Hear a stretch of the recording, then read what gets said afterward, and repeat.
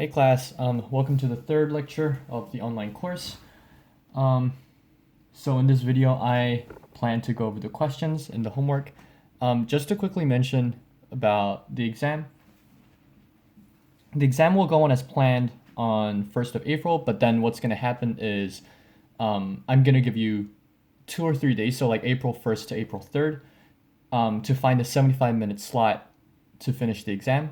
So it's going to be similar to in class. The conditions are the same: no calculators, no notebook, like no notes or no texts. It's just I trust you to follow these instructions. More instructions will be sent out through email. And regarding review sheet or like a review session, I will upload a review sheet on the Canvas, and then I will have a chance to go over them on another video. So yeah, look out for those. So yeah, without further ado, let's actually get on with the problems for the homework. So yeah, since this is the solutions to the homework, this video will be uploaded exactly at 4:45.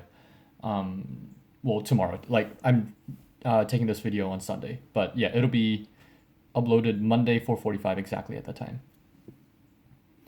All right, so as you can see, I already have some of the patterns here because I took a video and yeah, there was an error, so it got erased. So you have a pattern of dots. So this is going to be part A. I'm going to go through everything in part A and then do the same thing for part B. So for part A, we have a bunch of dots. So the way we create these dots is like if you look at the second one, you look at the first one and then you add one dot to each end. Similarly, for the third picture, you have the second picture and you add one dot to each end. Same, it's going to be the same for the fourth one. So from the third picture, you add one dot to each end. So this is going to be the picture for the fourth pattern. All right, and then you're expected to create a table where the top row is n. The best way to do it would be to see how many dots we have for the first pattern, second pattern, third pattern, and fourth pattern. I'm just going to say AN for this one. All right, so in the first pattern, we have 4 dots. In the second pattern, we have 7 dots. And then the next one, we have 10 dots and 13 dots. The way we can see this easily is we previously talked about how the next pattern is created by adding 1 dot to each end from the previous pattern, right? So that means as you move on from the nth pattern to the n+1th pattern, you're actually adding 3 dots. So this is going to be an arithmetic sequence with a common difference of 3. Sweet, so here's the table. And then you're expected to write down an equation and predict how many dots there will be in the 50th picture. Okay, so for this one, since it's an arithmetic sequence, we know what the equation is going to be. It's going to be an equals a plus n minus 1 times d. A is going to be the first number, which is 4, plus n minus 1 times d, which is the common difference, so it's going to be 3. You can either leave it as this, or you can actually simplify this further. So it's going to be 3n minus 3 plus 4, because if you expand this out, you get 3n minus 3. And then 3n plus 1 is what you end up with. So if we want to predict how many dots there are going to be in the 50th picture, we simply need to calculate A50. And A50 is going to be basically substituting n equals 50 into this original equation. So it's going to be 3 times 50 plus 1, which is 151. So in the 50th picture, you are expecting 151 dots. All right, we're going to do the same thing for part B. All right, so for part B, okay, yeah, drawing this is going to be pretty hectic, but what you can see is the first picture is basically 3 by 3 with the middle colored black. And then the next picture is going to be 4 by 4 with the middle colored black. and then you know what's going on. So for the fourth picture, I'm just gonna skip the third one. For the fourth picture, it's gonna be a 6x6. Let me see if I can actually try to draw this in scale. Close enough. So this is a 6x6, and then you are going to color the middle 4x4 black. All right, so once we know this, we can try to create a table with top being 1, 2, 3, 4. All right, in the first one, you can see that we have 1, 2, 3, 4, 5, 6, 7, 8. We have 8 white squares. In the second one, 1, 2, 3, 4, 5, 6, 7, 8, 9, 10, 11, 12. We have 12 white squares. And I didn't draw the third picture, but if you actually draw it out and count the white squares, you can see that they're going to be 16. And for the fourth one, we have 1, 2, 3, 4, 5, 6, 7, 8, 9, 10, 11, 12, 13, 14, 15, 16, 17, 18, 19, 20. So again, we have an arithmetic sequence with the common difference of 4. So if we want to write the equation, you know that it's going to be an arithmetic sequence. So an is equal to a plus n minus 1 times d, which equals a is going to be the first number plus 8 minus 1 times the common difference, which is 4. Again, you can just leave it like this if you want, but I think it looks cleaner once you simplify. So if you expand this, you get 4n minus 4 plus 8. So it's going to be 4n plus 4. So this is going to be the equation, and you are asked to predict how many white squares there are going to be. So for the 50th picture. So A50 is similarly to part A is going to be substituting n equals 50 to the original equation. So it's going to be 4 times 50 plus 4, which is 204. So you are expected to find 204 white squares in the 50th picture. Sweet. Again, if you have any questions or comments, let me know through email. Sweet. Let's actually go through question 2 then. Hopefully the focus is not too bad. Okay. So for question 2. There you go. All right. During self-isolation, Ian, so aka me, is gaining weight.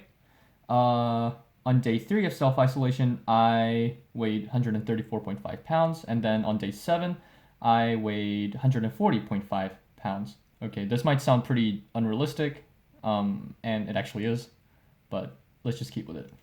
Funnily enough, Ian's weight turns out to be an arithmetic progression. Okay, so in this question, it explicitly says that it's going to be an arithmetic progression, or it's going to be in a linear fashion. Yeah, again, that's really unrealistic. How much did Ian weigh on day 0 of self-isolation? Okay, so let's write down some of the information that we know in a table form. So in n, an. All right, when n equals 3, we know that I weighed, oh crap, I have no space. Let me try this again. All right, so for 3, I weighed 134.5 pounds, and then for day 7, I weighed 140.5. And then the question is, how much did it weigh on day 0? All right, so since we know it's an arithmetic progression, I think what would be a good idea is to find the common difference, you know? So for n, we increased by 4, right? For an, how much did we increase by? It increased by 6, right? So now the question is, every time n increases by 1, how much is an going to increase? Or how much is the weight going to increase? Well, we can divvy up this plus 6 by 4, right? So if we have 6 divided by 4, we have 1.5. So from this, we can actually conclude that I'm gaining weight. I'm gaining 1.5 pound every day. So once we know this, from day 3, we can actually backtrack. How many days are we going back? So from 3 to 2 to 1 to 0. We're actually going back by 3, right? Which means for day 0, we can actually calculate what this number is by subtracting 1.5 pounds 3 times. So that's going to be 134.5 minus 4.5, which turns out to be 130. So the conclusion is that I weighed 130 pounds on day 0. All right. Then the next question is, write down an equation that relates the number of days since self-isolation and Ian's weight. Okay, so for this one, we basically have all the information. We know that it's an arithmetic sequence. So the equation that we want to use is going to be a plus n minus 1 times d. And then we know what the first number is. It's going to be 130. Oh, okay. For this one, it's going to be a little different. Okay, I see what the problem is. All right, so when we say A is actually A1, not A0. So we cannot substitute 130 in here. We actually have to substitute how much I weighed in day 1. Like, that's the importance of n minus 1, right? So that we get A when n is equal to 1. So when n is equal to 1, instead of 130, we will actually get 131.5 because the common difference is 1.5. So the equation is going to be 131.5 plus n minus 1 times the common difference, which is 1.5. And if you really want to simplify this, then you will get 131.5 plus 1.5n minus 1.5, which actually gives you 130 plus 1.5n.